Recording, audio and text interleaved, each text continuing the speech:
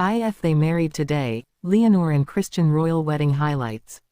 The cathedral bells ring. The crowds wait. History feels ready to be written.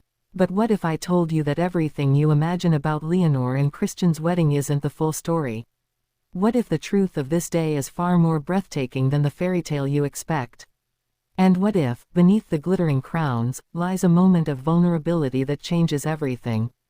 If they married today, the day would begin at dawn in Madrid, with the Spanish capital transformed into a stage for global royalty. Streets lined with banners of red and gold, Danish flags fluttering alongside, symbolizing a union not only of two people but of two dynasties. The arrival of dignitaries would begin early: monarchs, princes, queens, prime ministers, each step echoing the weight of centuries. Leonor would step from the palace gates, dressed in an elegant gown designed with both Spanish tradition and modern refinement.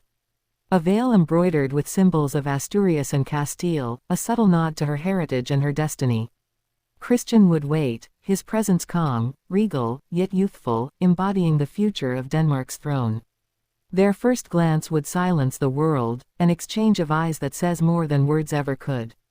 The vows would not just be personal, they would be political, historical, symbolic. Every phrase whispered between them would echo across Europe. A queen in waiting, pledging her life not only to her beloved but to her people. A prince, binding his heart not just to her, but to a legacy stretching from Copenhagen to Madrid. The applause in the cathedral would rise like thunder, a moment no camera could fully capture, the blend of love and duty, tradition and change. But behind the beauty, questions would swirl.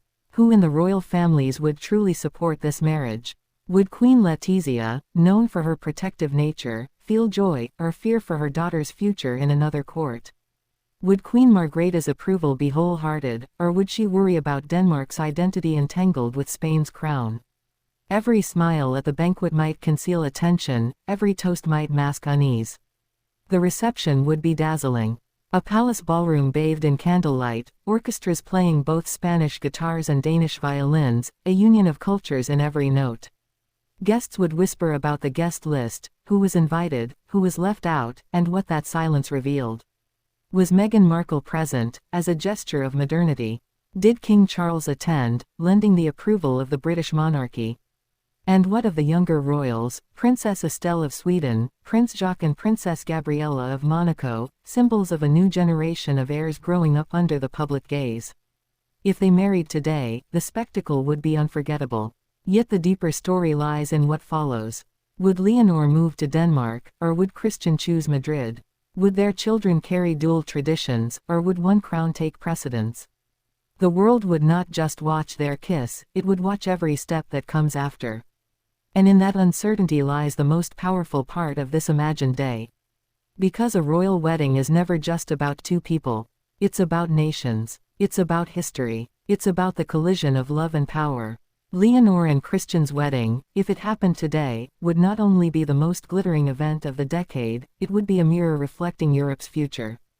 Every detail, from the dress to the flowers, from the menu to the music, would be dissected. But beyond the beauty, the symbolism would last. A Spanish queen in waiting, bound to a Danish prince. Two thrones, two nations, two destinies, woven together by love. And that is the truth.